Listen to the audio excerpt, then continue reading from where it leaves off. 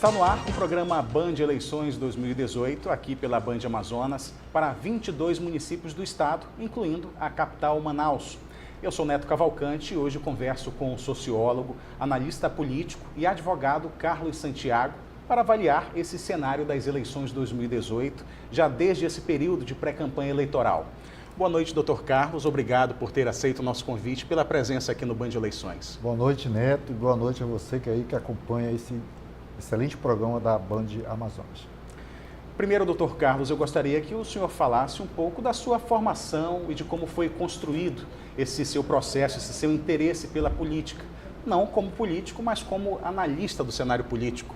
Olha, Neto, eu desde muito jovem sempre gostei de política, sempre me dediquei a analisar os fenômenos políticos, me formei em Sociologia pela Universidade Federal do Amazonas, depois fiz especialização, pós-graduação na área de marketing político. Depois, não contente com isso, também fui para o ramo da ciência política, propriamente dita, e também fiz o meu curso de graduação na área do direito, e hoje eu sou um advogado eleitoral e um bom analista social, um bom marqueteiro e um bom advogado eleitoral. Eu espero contribuir muito com esse debate. Se eu não tenho dúvida.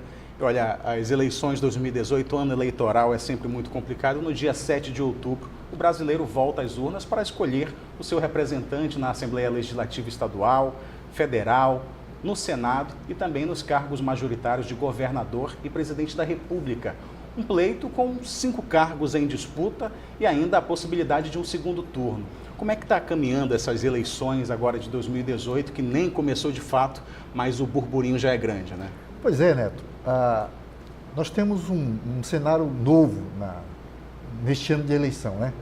Neste ano das eleições, que são eleições gerais, né? Que é o fato da Justiça Eleitoral ou da Lei Eleitoral ter liberado os candidatos, os partidos a promoverem, por exemplo, debates, encontros, entrevistas, discutirem projetos, propostas para a sociedade neste período, que é véspera do período de campanha propriamente dito. Então, nós estamos percebendo nas redes sociais, nas TVs, nas rádios, nós estamos acompanhando, inclusive, essas visitas que estão acontecendo de partidos ou partidários nos municípios, discutindo, debatendo propostas. Eu acho que isso aí é extremamente salutar. Eu acho que a política não pode ser tratada como um mal. Ao contrário, a política faz bem, o político faz bem. O que nós temos que combater é a péssima política e o péssimo político. Eu acho que esse momento é importante para o brasileiro assimilar a importância que ele tem nesse processo político, a importância que tem o seu voto, porque só assim, um voto consciente, eleitores conscientes, comprometidos com o bem-estar da sociedade, certamente teremos bons governos. O senhor citou a internet, que está sendo muito usada nesse período de pré-campanha. O primeiro programa, Band Eleições, foi justamente sobre o poder da internet na decisão dessas eleições e esse período de pré-campanha também abre uma margem muito grande para uma possível questão de flagrante de irregularidade, né? Visto que os candidatos têm essa abertura de poder falar com o eleitor, mas não podem pedir voto, né? Exatamente, quer dizer, a legislação libera esses encontros, esses debates, essas entrevistas, esses vídeos nas redes sociais de discussão de problemas sérios que o Estado atravessa, mas você está vedado pela legislação eleitoral o pedido direto do voto e também o pedido indireto do voto. Aquela frase, estamos juntos, aquela frase, vamos vencer agora, ou o futuro melhor. Isso aí são expressões em que a Justiça Eleitoral está proibindo e está multando porque acredita que seja uma forma indireta de pedir o voto. E dentro dessas mudanças da reforma eleitoral, além desse período de pré-campanha, que houve muita mudança e tem tido muita atenção com relação a isso, o que mais o senhor chama a atenção de mudanças na nova legislação eleitoral? Eu acho que a mudança assim, bem significativa é o tempo de campanha, né? Além da pré-campanha ter liberado as candidaturas a promover debates e encontros, o tempo da campanha em si, ela diminuiu. Ela deixou de ser 90 dias, passou para 45 dias. E o tempo de campanha na TV é de 35 dias. Então, quer dizer, há um encurtamento disso. Mas, por outro lado, também a legislação traz aí o fundo de financiamento da campanha, que hoje está estabelecido em 1 bilhão e 700 milhões de reais. Esse fundo vai ser dividido entre os partidos, né, levando em consideração o tamanho da bancada no Congresso Nacional, levando em consideração o registro dessas siglas na Justiça Eleitoral, e esse bolo de 1 bilhão e 700 milhões de reais serão divididos entre as siglas, que irá estabelecer um critério interno partidário para ver qual é a prioridade das suas campanhas, né, dos seus nomes, dos seus candidatos. Agora, o lado preocupante de tudo isso é porque as siglas ainda são muito fechadas, né? Você tem, por exemplo, as siglas partidárias no país ainda é muito ligada a grupos familiares, a pequenos grupos, né, de interesse que muitas vezes não beneficia aquele candidato simples, humilde, que está fora dessa relação familiar, fora dessa relação de grupo. Então isso ainda é muito preocupante. Mas vamos acreditar que essa eleição seja uma eleição bem melhor do que as outras. A gente tem acompanhado, inclusive, tocando nessa questão do fundo partidário, que ela tem guiado, inclusive, aonde o determinado político vai se candidatar por conta de uma bancada forte, uma Câmara Federal com bastante representatividade para um partido. Isso significa também maiores repasses do fundo partidário, né? Perfeitamente. Quer dizer, o partido que hoje tem, o partido que tem nomes com mandato, certamente vão ter mais recursos e certamente vai priorizar aqueles que detêm mandatos. Só lembrando que existem dois fundos de manutenção da política, vamos dizer assim, né? Um que é um fundo de campanha, que é 1 bilhão e 700 milhões de reais, que foi criado agora, há um ano atrás, pela uma nova legislação, e o fundo partidário. O fundo partidário representa hoje 1 bilhão. Então, entre 1 bilhão e 700 milhões para a campanha e 1 bilhão que os partidos têm, por exemplo, para manter a sua estrutura partidária durante todo o ano, somamos aí quase mais de 2 bilhões e 700 milhões de reais, recursos muito grandes, e eu acredito que esse recurso deve o seu financiamento desses recursos deve certamente ser direcionado para melhorar a qualidade da política. Dinheiro público, né? Pois é, muito recurso para continuar do jeito que está. Então, eu acho que a gente poderia aproveitar esse recurso e direcionar esse recurso para o candidato indígena, por exemplo, que tem subrepresentatividade aqui na política brasileira e na política do Estado do Amazonas, para investir, por exemplo, em candidaturas de mulheres, investir em candidaturas de negros, que são segmentos da sociedade que estão subrepresentados não só no parlamento, não só no governo do Amazonas, mas também no âmbito nacional.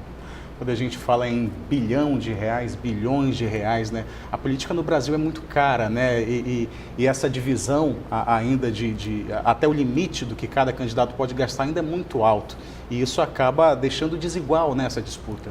Se temos só para a campanha 1 bilhão e 700 milhões de reais, por exemplo, o limite para se gastar numa eleição presidencial é hoje de 70 milhões de reais.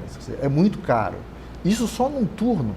Se for em 2 turnos, isso ultrapassa 100 milhões de reais, porque no segundo turno você pode usar mais 50% deste valor, ou seja... Mais 35 milhões. Mais 35 milhões. Isso serve também para as eleições de governador dos estados, que você pode gastar até o limite de 21 milhões de reais, dependendo do número de eleitores. Por exemplo, no Amazonas, há uma estimativa de 6 milhões de reais nessa eleição que o governador pode gastar no primeiro turno, mais 50% deste valor no segundo turno. Um deputado federal tem um valor fixo de 2 milhões e meio de reais e um deputado estadual 1 milhão de reais. Quer dizer, então a política ainda continua sendo muito elitista, porque é os caciques dos partidos que determinam para onde vai os recursos. A política continua muito cara, a eleição continua muito cara e continua, acima de tudo, excludente, porque aquela pessoa simples, aquele cidadão humilde, aquele líder comunitário, aquele segmento da sociedade, o negro, o índio, vão continuar, pelo que se desenha nesse processo político, muito distante de conseguir o poder, de conseguir mandatos. Agora eu vou explorar um pouco desse seu lado de sociólogo, porque nos debates políticos algumas bandeiras são sempre levantadas, existe uma dualidade bem definida ali de esquerda e de direita, mas nos últimos anos surgiram novas ramificações, o centro-esquerda, centro-direita. Como é que ficaram essas ideologias, se é que existe uma ideologia bem definida nessas ramificações, doutor? Olha, as ideologias, elas aconteceram desde o século XV, desde XVI, XVII, né, se fortaleceram no século XVIII com essa ideia dos antagonismos, né, esquerda, direita e tal, que cada um defende. Por exemplo, eu sou do pensamento que o que diferencia a esquerda e direita é que a esquerda, por exemplo, ela sempre pensa que a desigualdade ela tem uma origem na vida social. Quem causou essa desigualdade é o ser humano. As desigualdades são criadas pelos os homens, né, que construíram a sociedade desigual. Então, cabe aos homens mudar essa realidade. Já a direita, ela acredita também na desigualdade, só que ela acredita que a desigualdade é algo natural, é algo que não se muda, que se vai se ter em todos os tempos, em todos os governos e no futuro também será assim. Então, mas isso no ponto de vista da ação política, isso não se configura, porque o que nós temos assistido hoje é que partidos colocados como socialista ou de esquerda, ou partido de direita, que são bandeiras, inclusive, do liberalismo econômico, eles, no ponto de vista da ação, eles estão muito parecidos, muito próximos, até na corrupção eles se parecem bastante nesse momento do país. Então isso cria toda uma confusão do eleitor que não tem uma tradição de votar em ideologia, votar em pessoas nesse país. É por isso que nós temos, inclusive candidaturas que não tem partido, ou partidos nanico, mas que tem um volume de votos altíssimo diante das pesquisas que estão sendo colocadas hoje. Por conta de quê? Por conta dessa falta de ideologia, de afirmamento, de posicionamento político, ideológico da história política brasileira que nós não temos. Por isso nós devemos falar de política, né?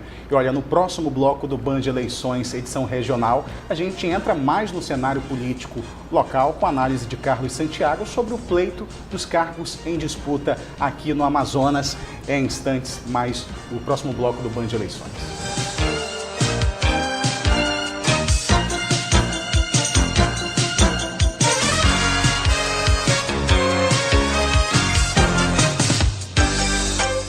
Volta com o programa Band Eleições 2018, agora para falar mais sobre esse cenário local das eleições aqui no Amazonas.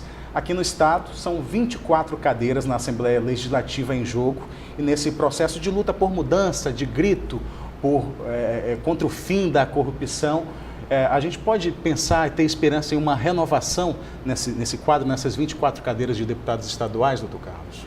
Olha, a esperança sempre existe, né?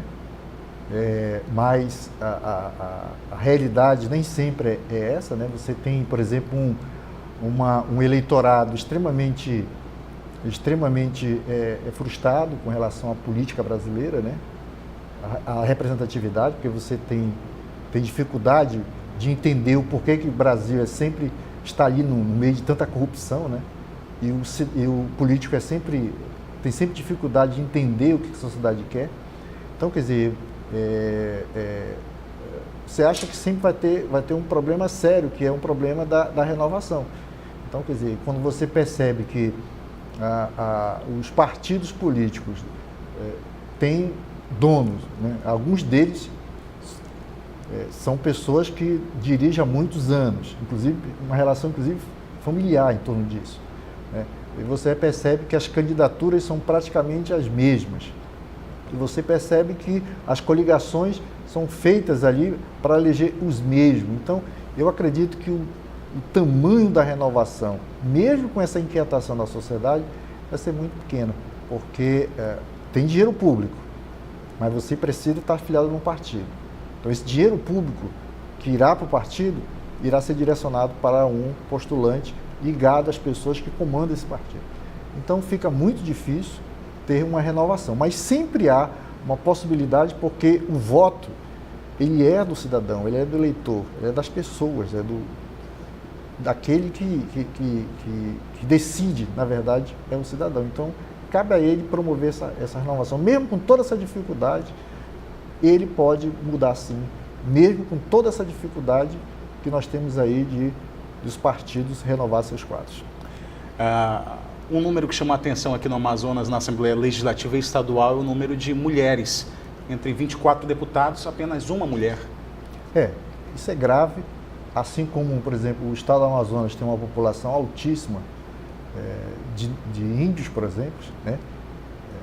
De indígenas, e nós temos nenhum representante indígena na Assembleia Legislativa do estado do Amazonas. Nós temos também uma quantidade significativa de negros, por exemplo, mas não temos nenhum negro na Assembleia Legislativa do estado do Amazonas.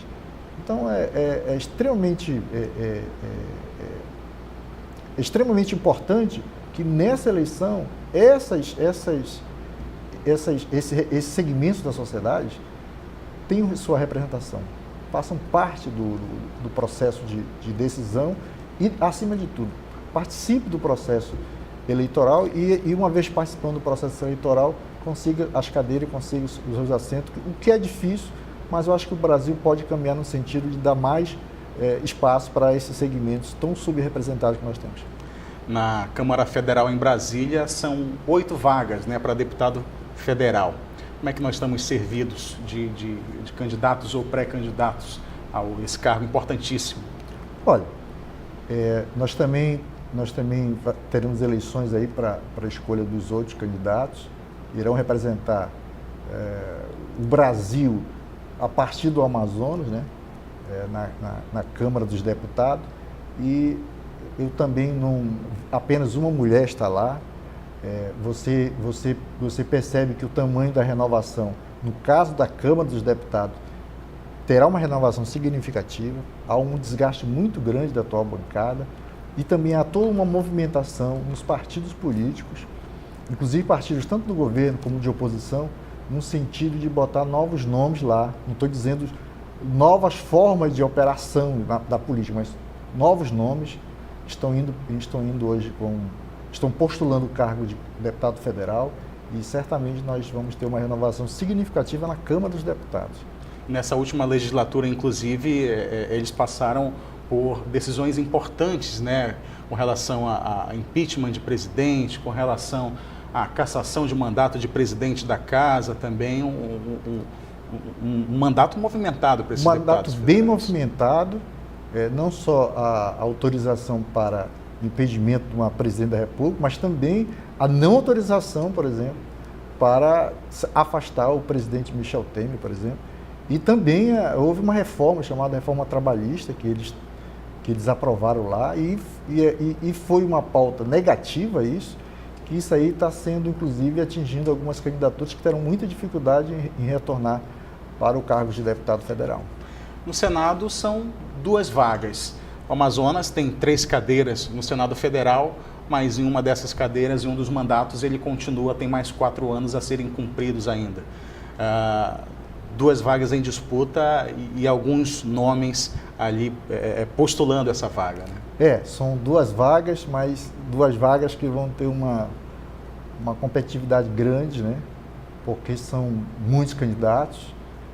Temos candidatos hoje tanto da oposição como do governo, e são candidaturas fortes, nomes conhecidos, caciques com força eleitoral e força financeira, porque o partido tem recurso para fazer um financiamento na sua campanha. Então, a eleição para o Senado, para mim, vai ser uma eleição muito disputada e com uma dificuldade enorme, porque de algumas candidaturas, porque a cidade de Manaus, por exemplo, não tem até agora uma candidatura clara que represente um pouco esse sentimento da classe média, de alguns segmentos sociais da cidade de Manaus, que hoje disputa o Senado Federal. Então nós teremos uma campanha muito agitada e muito competitiva e com participação de caciques que têm muita força política e grupo político muito forte. O mandato de senador aqui no Amazonas, nos últimos anos, tem ficado no revezamento. Assim, ex-governadores viram senadores, depois voltam ao governo. Aconteceu isso nos últimos anos. Exatamente. Tem um ex-governador postulando aí o retorno, né? Que é atual senador, uma senadora também que quer renovação desse mandato, mas também tem um ex-prefeito da capital, que também está postulando esse cargo, que tem deputado federal com força em Brasília muito forte, com um partido forte, com recurso financeiro grande para manter, e com um grupo político bem articulado para manter